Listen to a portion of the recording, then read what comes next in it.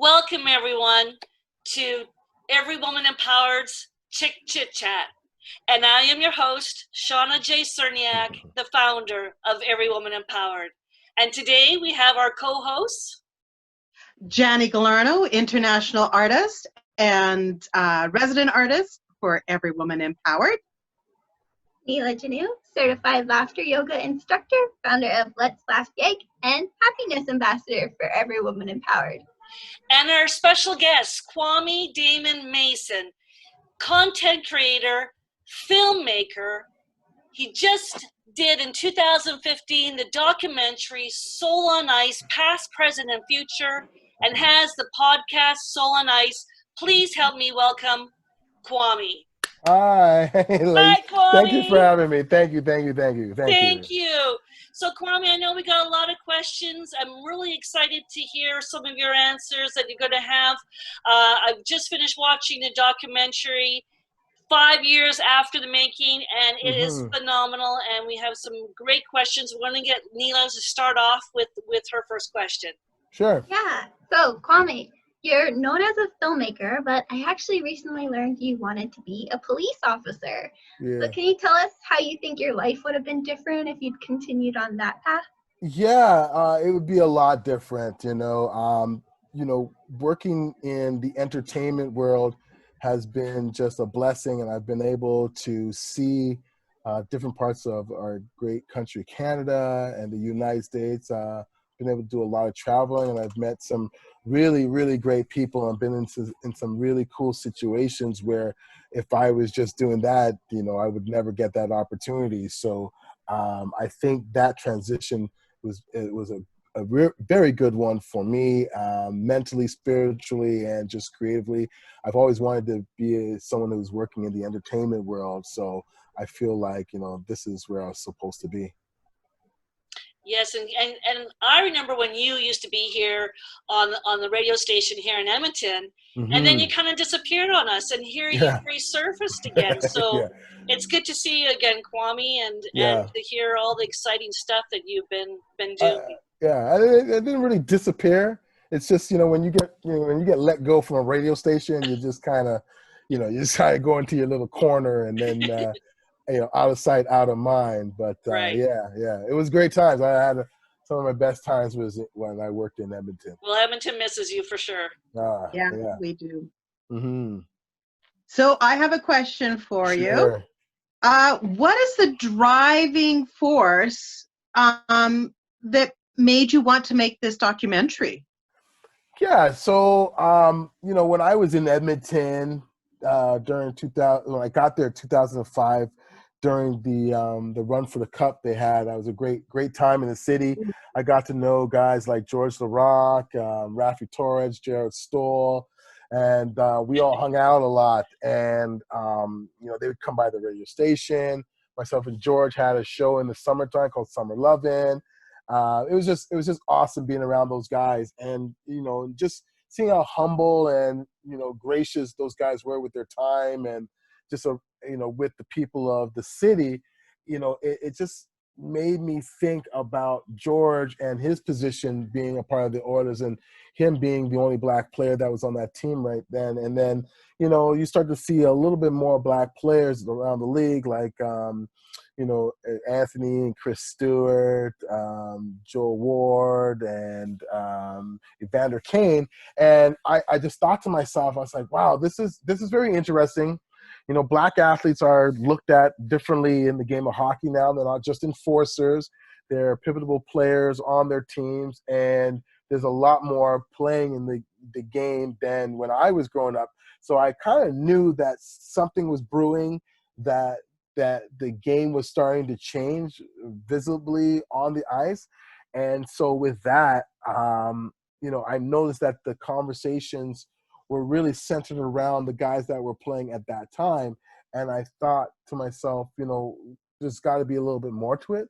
So in my spare time, I would do a lot of Google searching, and I would learn a lot about a lot of the other players that came before, going all the way back to this, the 80s, the 70s, the 60s. And then I came across the Colored Hockey League of the Maritimes, which was around in 1895 to 1930. And when I learned that piece of history, I was flabbergasted because, you know, Canada's, you know, apparently our national sport is hockey. And if that's so, then, you know, there's a large history, not only in the Black community, but the Indigenous community that's not spoken on during like Hockey Night in Canada or TSN or Sportsnet. And so I thought, well, you know, what can I do that I can control? And I know that as much as I love the game of hockey, I love Black history.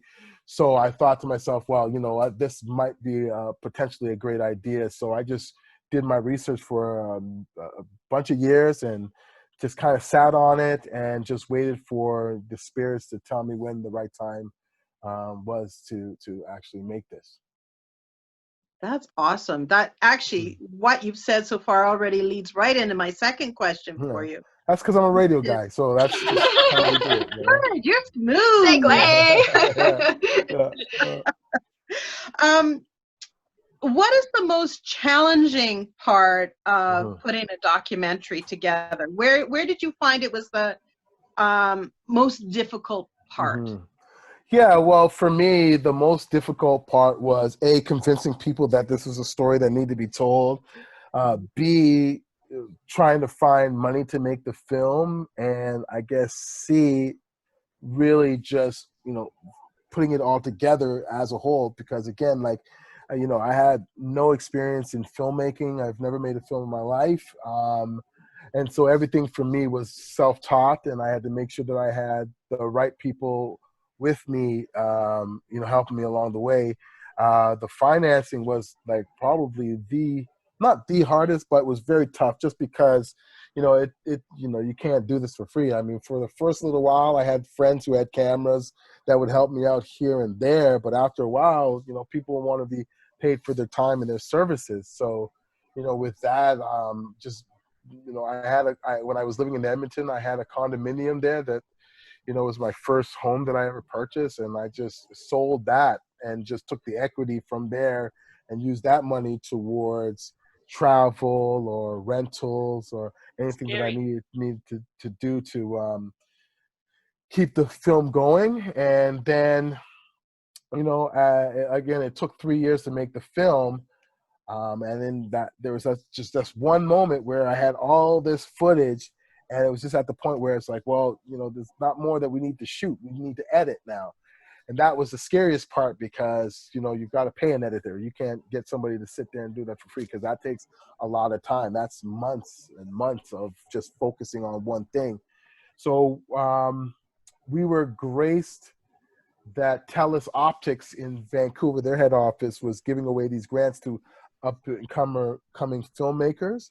And they liked our idea, and they gave us enough money that I was able to find an editor in Edmonton. His name's Adam Kidd, and paid him, made sure he was happy. And we just sat down for like, I think it was about 2 months, and just, you know, day in and day out, Monday to Friday, just work.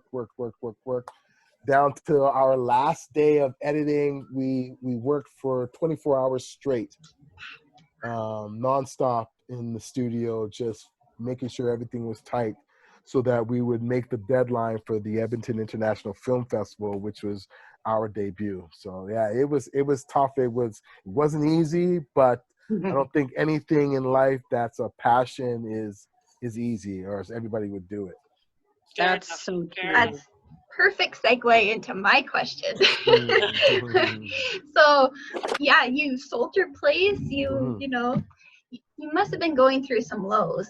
Can you kind of talk about your empowerment journey through the making of the film and how you got past those lows? Yeah, I think the lowest parts was just the frustration of not knowing where the next piece of money was going to go towards making the film.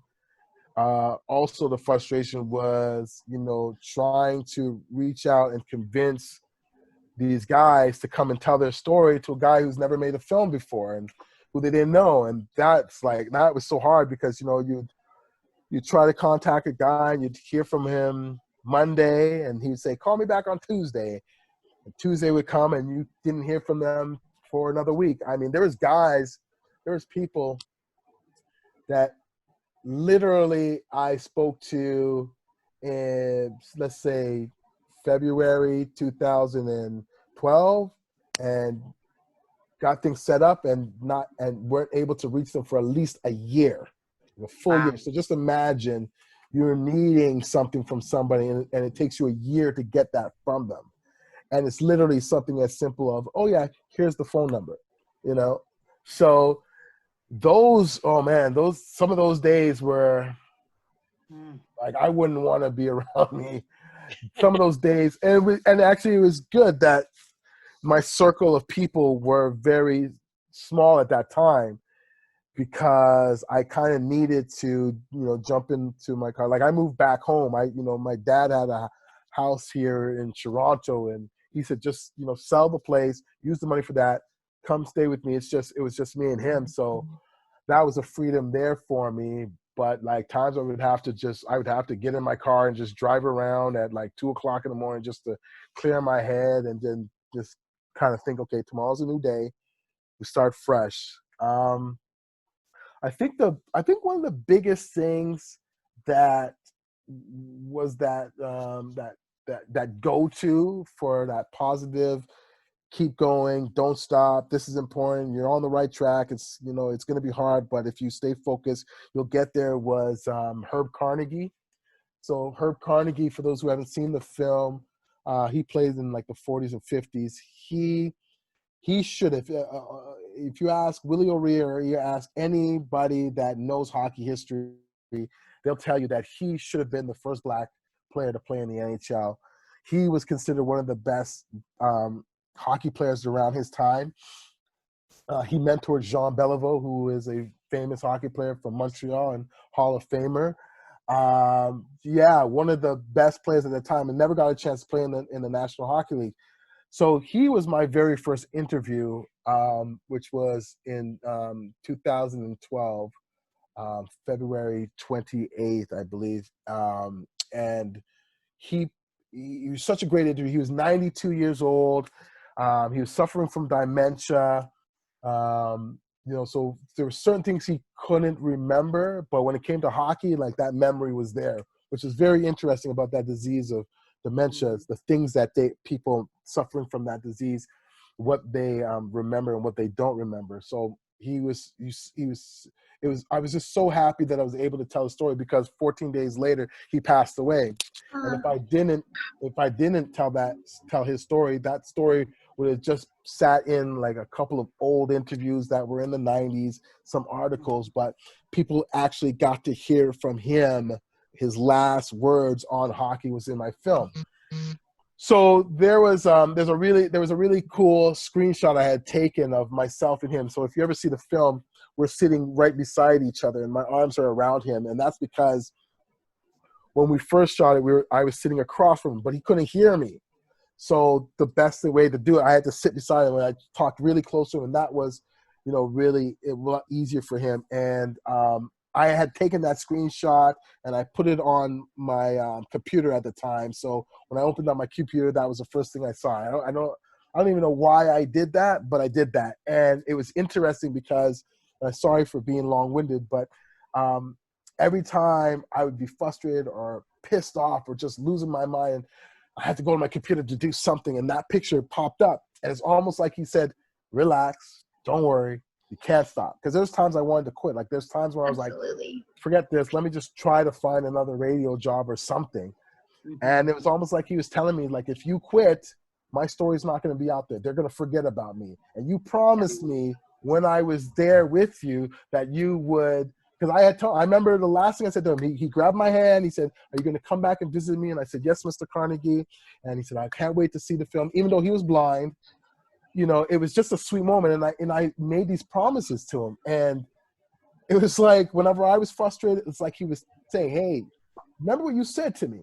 And if you know anything about the 4 agreements, the first agreement is to have an impeccable word. And I had to keep my word to him. So that Mr. Carnegie was, that was my saving grace. Yeah. You just made me cry. Thanks. That's beautiful. Yeah. It is. Happy to hear that story. It's so beautiful. You were talking about, like, with him, Mr. Carnegie, having dementia and the dates, and I've been watching a lot of the other interviews that you've been doing with the other players, and they all remember these dates, like you know, blah blah blah, and back in 1960, you know, and they know that day, like that day stays in their memories, and I couldn't get over it how many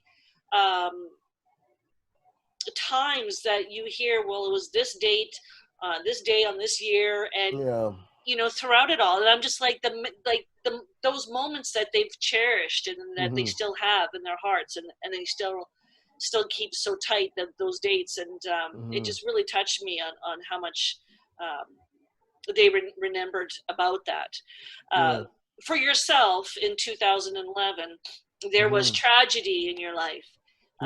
But through that tragedy, there was someone that was very important to you that told you to follow your dreams and your passions. Can you share with us a little bit more on that? Yeah, so 2011, around that time, like I was working for a radio station in Red Deer, and you know, my mom lived in Toronto, and she'd call me one day, and you know, she had got diagnosed with liver cancer, and so I immediately flew back home, and I was with her, and you know, it's you know, I mean, it's crazy because we were sitting on her bed, her at the hospital bed, and you know, as any mother could tell you, is you know, their first concern is always their child.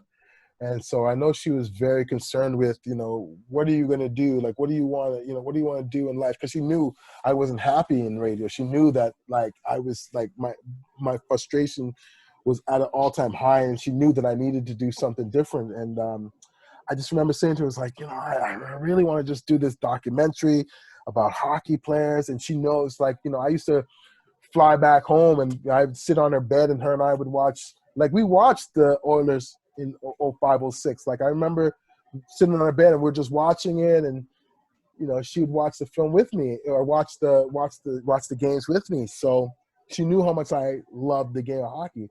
And I just remember, as clear as day, she said, just do it, just go, and you know, just go and do it. And you know, my mom was a very practical person, so everything for us was kind of like, you know, go to school, get your 9-to-5 job.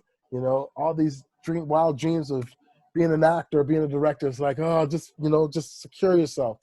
So for her to say to me, like, just go for it, that was like an open book. That took away any fear, that took away any reservations of me even trying it. It just made me go, okay, if Mom Duke says to go for it, then, you know, that's the closest thing to God. So that's almost like God telling you to go and do it.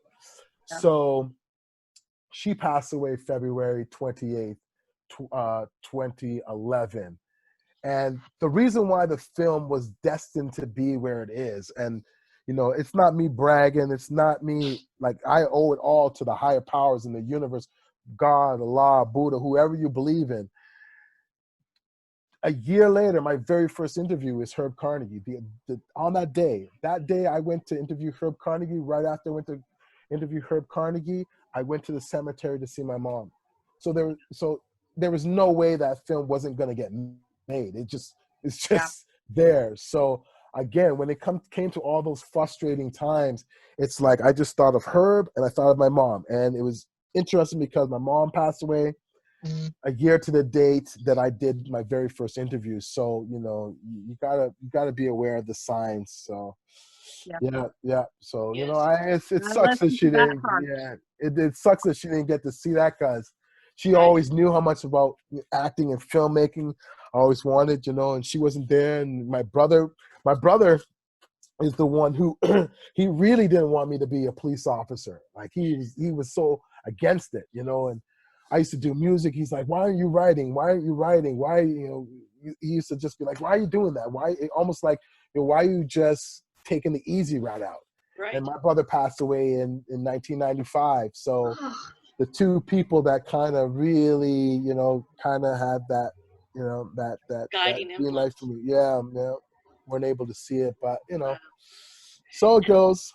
And in 2015, you won the Edmonton International Film Festival for this documentary. Impressive. Yeah, So, that was that. congratulations. Yes, thank you, Carrie, and all the crew. You know, if you're in Edmonton and you haven't taken an opportunity to watch a film or just support the Edmonton International Film Festival, I feel for you, because they are doing such a great job, and they're giving filmmakers an opportunity to express themselves. And it's so funny, just like a little while, because I this day I work with them. I host their short film section every year as a way of gratitude for them even putting my film in. And Carrie, who's the founder, she had reached out to me, and she, just through all the things that were going on in this world with George Floyd's passing, and, she said to me, help me, I need to be a better person. I said, you're bugging out. You already are a better person. I mean,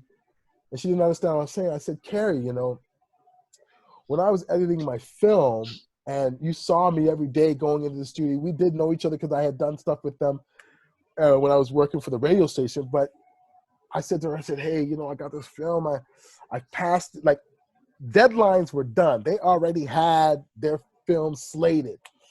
And here I am just begging for a spot. And she said, well, just send it. She didn't have to. She could have looked at it and said, and it wasn't even, the film when I submitted to her, it wasn't even fully completed.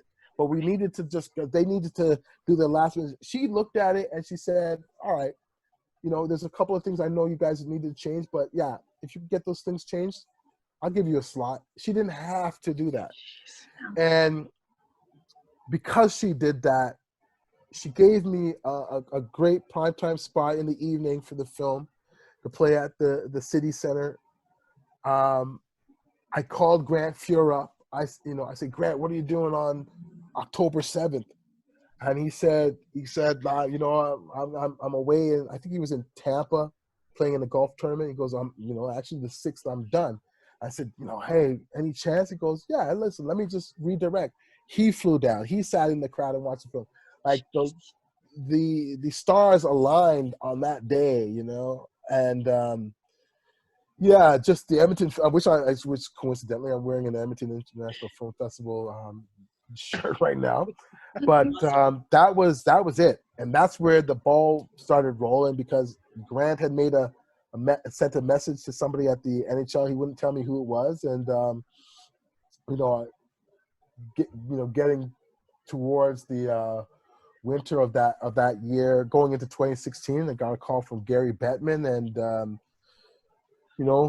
they wanted to show the film in Washington, D.C. with the Washington Capitals, Ted Leonis, Gary Bettman, Bill Daly, Willie O'Ree, Kevin Weeks, Anson Carter.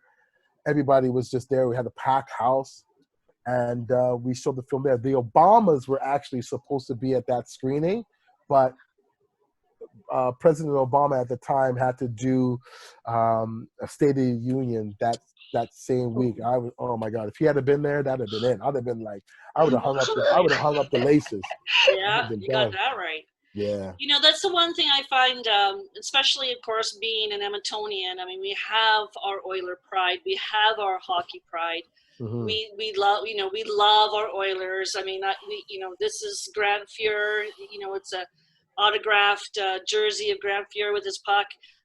George Laraque, love the guy. And, not just about players on the ice. These players had huge influence off the ice. George Laraque, I mean, he did so much for our community. He was so active and involved. He's still one of my favorite players, not because of what he did in hockey, but what he did for the city and all that he gave. In fact, I have this picture of him here. It's this was when he was a few years ago with my son, and this picture he took in front of the Bounce radio station. You can barely see it, but my son was just a little gapper then. Is that when he was leaving? That was when he was leaving, George, right? When my son saw him, he says, "George, would you take a picture with this picture and we'll do another picture?" So that's we awesome. did this, and George was just like, "Of course, man. Of course I will." And he's just that type of personality. You can go up to these guys and you can just chit chat to them like like we are doing here. And that's what I loved about these guys. They are so involved in our city, and that's what makes me proud to be an Edmonton Oilers fan, because of all that what they do, what they contribute, not just on the ice, but of course off the ice. And you got to be a part of someone, you know, to see some of these players like Grant, you know, Anson, you know, George, and I mean, that's incredible. And out of all these players that you met, all these groundbreakers, who was a huge influence to you, Kwame, you know, during this while you were doing your documentary? You know, like I said, you know, Mr. Carnegie, again, even though I only got to sit down with him for the one time, he was the biggest influence for me. But you know, Trevor Daley was really a great guy to be around as well. You know, again, he gave his time, and George was a great guy. George was the first pro guy that I was able to interview. It was very interesting because I hadn't seen him for many years, and I just emailed him and I said, "Hey, you know, what are you up to? I know you're in Montreal right now, and here's what I'm doing." And he said, "Yeah, anything, man. Let's go." And like he didn't prejudge. He didn't, you know, ask like, "Well, who's, you know, Kwame, what's your experience in that? I know you did great." Like he was just all about giving his time. He was just all in, and so him doing that, it just allowed other guys to say, okay, Big George is in there. Okay, well, yeah, you know why? And you got Herb Carnegie in there. Okay, well, I'll give you my time. But you know, Trevor Daley was great. His mom, she was, oh man, Trudy Daley was just a salt of the earth, and I'm just really happy that she actually also got to see the film. You know, for those who don't know, Trevor Daley plays for Detroit Red Wings right now. Won 2 cups with Pittsburgh Penguins. And, you know, his mom had passed away after he won the first cup. And, you know, really interesting story that a lot of people don't know, but they've seen. Like, if you saw that cup run, you saw, you saw Pittsburgh win. Sidney Crosby is hoisting the cup, and everybody knows the tradition. His captain gets it first, and then he selects. And it's usually, you know, a senior guy, most significant guy. And he passed the cup to Trevor Daley. And a lot of people didn't know why he passed it to Trevor Daley. Just thought, well, maybe it's because he was older. And it was because his mom was sitting in the hospital bed, you know, sitting in the hospital bed. And I had seen her. I went to see her the next day. And I remember watching on television when the game was done, and I saw him. He said, "Trevor," and he gave it to Trevor. And I lost it because I knew right away why Sidney Crosby did that. Like, he did that because imagine raising a child as a single mother at times, hardships, having to sit in the stands as a white woman to hear people call your son all sorts of names, not knowing that's your, and having to fight and all the abuse that had to go through in the tough times, and your son makes it to the NHL, and then your son finally makes it to the ultimate mountaintop to raise the Stanley Cup, and you're in a hospital bed on your last moments. That's incredible. Like, to me, I know Trudy was like, "God, I'm good. Let's go." Yeah. Exactly. I've done what I had to do. And, you know, man, I miss that lady. She was... she was so encouraging, and so the Daleys were a big influence for me as well. Wow, that's, again, you're making me cry. But it's beautiful, and you know, thank you for sharing that story with us. Yeah. And to all the moms, I mean, I'm a single mom, so I get it. You know, all the work and the dedication, and that's your love out there, and you're the mama bear. You'll fight tooth and nail for whatever you can. That's it. So, Kwame, we're at an end here, but before we leave, what do you got going on? Where can we find you? You got a podcast. You got, of course, the movie is still out there, and it's going even stronger. The documentary is going even stronger than you know, here we are 5 years later and it's still going strong. Tell us what you got going on for the next little while, please. So yeah, again, if anybody would like to see the film Soul on Ice, Past, Present, and Future, it's on iTunes. All you got to do is just Google search it. You'll find it in some form. You can rent it or you can buy it. You know, I'm continuing to do work with the National Hockey League. I do content with them. If you want to see some of the stuff that I have done, you can go to NHL.com/Black Hockey History. And, you know, if you look at the videos, you can see some of the work I've done there. I've got the podcast, Soul on Ice, the podcast with Elijah Roberts and Akil Thomas. For those who don't know, Akil Thomas was a young man who played for Team Canada and scored the game-winning goal. Sorry for my son yelling in the background. Yes, Hendrix. Okay, 1 second, buddy. So yes, so he. So those are the things that I'm doing right now, and then okay, I'll get you some more water. And so also, I mean, there's another documentary that I was supposed to be working on right now. But unfortunately, with the COVID-19, I had to put it on hold. But man, I wish I could like announce it to you guys right now. But just look out for it because it's going to be in partnership with the National Hockey League, and it's going to be just as groundbreaking as Soul on Ice. So I'm really excited about that. Awesome. Giving us goosebumps. Yes. Yeah, it's gonna be crazy, and I'm gonna make sure that we do a screening out in Edmonton. Oh, for sure. Oh, that would be so awesome. Yeah, Chit Chat will be there for sure. Yes, definitely. Kwame, thank you so much for being part of our show today. I know you got to go. You got some important family matters to tend there. Somebody needs water. Yes. So thank you. All the best, and we look forward to hearing what the next endeavor is going to be for you. Take care. Take care. Stay safe. Thanks, ladies. Bye. Appreciate you guys. Thank you so much. Thank you.